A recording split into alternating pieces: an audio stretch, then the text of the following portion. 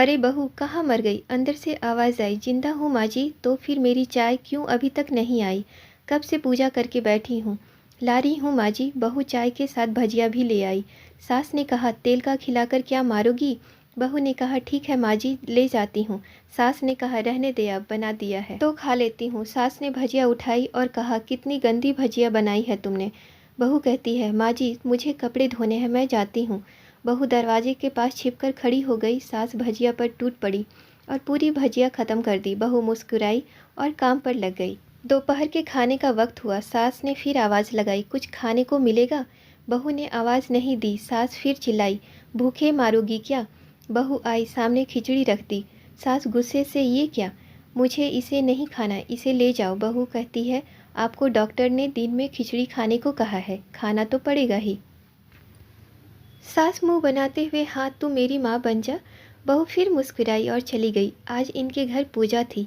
बहू सुबह 4 बजे से उठ गई। पहले स्नान किया, फिर फूल लाई, माला बनाई, रसोई साफ की, पकवान और भोज बनाया। सुबह के 10 बज गए। अब सास भी उठ चुकी थी।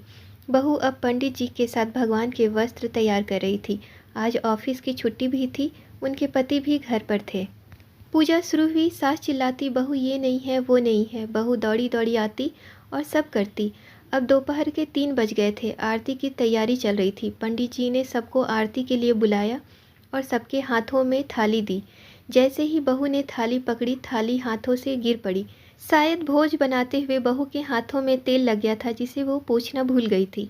सारे लोग तरह तरह की बातें करने लगे। कैसी बहू है, कुछ नहीं आता, एक काम भी ठीक से नहीं कर सकती, न जाने कैसी बहू उठा लाए, एक आरती की थाली भी संभाल नहीं सकी। उसके पति भी गुस्सा हो गए, पर सास चुप रही, कुछ नहीं कहा, बस यही बोल के छोड़ दिया, सीख रही है, सब सीख जाएगी धीरे धीरे। अब सबको खाना परोसा जाने लगा। बहू दौड़ दौड़ के खाना देती, फिर पानी लाती। करीब 70 से 80 लोग हो गए थे। इधर 2 नौकर और बहू अकेली, फिर भी वहाँ सारा काम बहुत ही अच्छे तरीके से करती। अब उसकी सास और कुछ आस पड़ोस के लोग खाने पर बैठे। बहू ने खाना परोसना शुरू किया। सबको खाना दे दिया गया। जैसे ही पहला निवाला सास ने खाया, तुमने नमक ठीक से नहीं डाला क्या? एक काम ठीक से नहीं करती, पता नहीं मेरे बाद की ये घर कैसे संभालेगी। फिर क्या था, आस पड़ोस वालों ने भी कहना शुरू कर दिया, ऐसा खाना है, ऐसी बहू है। बहू चुपचाप सुनती रही। दिन का खाना हो चुका था। अब बहू बर्तन साफ करने नौकरों के साथ लग गई। रात में जगराता का कार्यक्रम रखा गया था। बहू ने भी 1-2 गीत गाने के लिए स्टेज पर चढ़ी। सास जोर से चिल्लाई, मेरी नाक मत कटा देना, गाना नहीं आता मत गा, वापस आ जा। बहू मुस्कुराई और गाने गाने लगी। सबने गाने की तारीफ की, पर सास मुंह फुलाते हुए बोली, इससे अच्छा तो मैं गाती थी जवानी में, तुझे तो कुछ भी नहीं आता। बहू मुस्कुराई और चली गई। अब रात का खाना खिलाया जा रहा था। उसके पति के ऑफिस के दोस्त साइड में ही ड्रिंक करने लगे। उसका पति चिल्लाता, थोड़ा बर्फ लाओ। सास चिल्लाती, यहाँ दाल नहीं है। फिर पति चिल्लाता, कोल्ड ड्रिंक्स नहीं है, पापड़ ले आओ। इधर उधर सामान लाने में उसके पति की शराब गिर पड़ी उसके एक दोस्त पर और बोतल टूट गई। पति गुस्से में झापड़ अपनी पत्नी को लगाते हुए कहता है, जाहिल कहीं की, देख कर नहीं कर सकती, तुझे इतना भी काम नहीं आता। सारे लोग देखने लगे। उसकी पत्नी रोते हुए कमरे की तरफ दौड़ी। फिर उसके दोस्तों ने कहा, क्या यार, पूरा मूड खराब कर दिया, यहाँ नहीं बुलाया होता, हम कहीं और पार्टी कर लेते। कैसी अनपढ़ गंवार बीवी ला के रखी है तूने। उसे तो मेहमानों की इज्जत और काम करना तक नहीं आता। तुमने तो हमारी बेइज्जती कर दी। अब आस पड़ोस की औरतों को और बहाना मिल गया। वो कहने लगी, देखो क्या कर दिया तुम्हारी बहू ने, कोई काम की नहीं है। मैं तो कहती हूँ अपने बेटे की दूसरी शादी कर दो, छुटकारा पाओ इस गंवार से। सास उठी और अपने बेटे के पास जाकर उसे एक थप्पड़ मारा और कहा, अरे नालायक, तुमने मेरी बहू को मारा, तेरी हिम्मत कैसे हुई, तेरी टांग तोड़ दूंगी। उसके बेटे के दोस्त कुछ कहने ही वाले थे कि उसकी माँ ने घूरते हुए कहा, चुप, बिल्कुल चुप, यहाँ दारू पीने आए हो, जबकि पता है आज पूजा है और तुम्हें पार्टी करनी है। कैसे संस्कार दिए हैं तुम्हारे माता पिता ने। और किसने मेरी बहू को जाहिल बोला, जरा इधर आओ, चप्पल से मारूंगी अगर मेरी बहू को किसी ने एक शब्द भी कहा तो। अरे पापी, तूने उस लड़की को बस इसलिए मारा कि तेरी शराब टूट गई। पापी, वो बच्ची सुबह 4 बजे से उठी है, घर का सारा काम कर रही है, न सुबह से नाश्ता किया है, न दिन का खाना खाया है, फिर भी हंसते हुए, सबकी बातें सुनते हुए, ताने सुनते हुए घर के काम में लगी रही। तेरे यार दोस्तों को वो अच्छी नहीं लगी। जूते से मारूंगी तेरे दोस्तों को जो कभी उन्होंने ऐसा कहा। उसके यार दोस्त चुपके से खिसक लिए। अब सास बहू के कमरे में गई और बहू का हाथ पकड़कर बाहर लाई। सबके सामने कहने लगी, किसने कहा था अपनी बहू को घर से निकाल दो, दूसरी बहू ले आना। जरा सामने आओ। कोई सामने नहीं आया।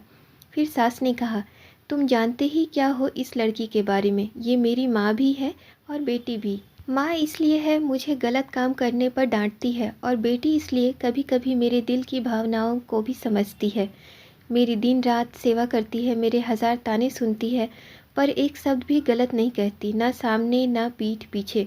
और तुम कहते हो दूसरी बहू ले आऊं। याद है ना छुटकी की दादी, अपनी बहू की करतूत। सास ने गुस्से से पड़ोस की महिला को कहा, अभी पिछले ही हफ्ते तुम्हारी बहू ने तुम मियाँ बीबी को भूखे छोड़ घूमने चले गए थे। मेरी इसी बहू ने 7 दिनों तक तुम्हारे घर पर खाना पानी, यहाँ तक कि तुम्हारे पैर दबाने भी जाती थी। और तुम इसे जाहिल बोलती हो। जाहिल तो तुम सब हो जो कोयले और हीरे में फ़र्क करना नहीं जानते। अगर आइंदा मेरी बहू के बारे में किसी ने एक लफ्ज़ भी बोला तो मुझसे बुरा कोई नहीं होगा, क्योंकि ये मेरी बहू नहीं बेटी है। बहू सिसकियाँ लेते हुए फिर कमरे की ओर चली गई। सास ने एक प्लेट उठाई और भोजन परोसा और बहू के कमरे में खुद ले गई। सास को भोजन लाते देख बहू ने कहा, अरे माँ जी, आप ये क्या कर रही हो, मैं खुद ले लेती। सास ने प्यार से ताना मारते हुए कहा, डर मत, इसमें जहर नहीं है, मार नहीं डालूंगी तुझे। तुझे नई सास चाहिए होगी, पर मुझे अभी भी तू ही मेरी घर की बहू चाहिए। बहू ने अपनी सास को रोते हुए गले से लगा लिया। सास ने भी रो दी पहली बार और कहा, चल खाना खा ले। फिर मजाक करते हुए कहा, फिर मेरे पैर दबाने चले आना। और ये ख्याल मन में मत लाना कि सास पैर बोलती है किसी दिन मैं इसका गला दबा दूंगी, क्योंकि कभी मैं भी यही सोचा करती थी। दोनों खूब हंसने लगी।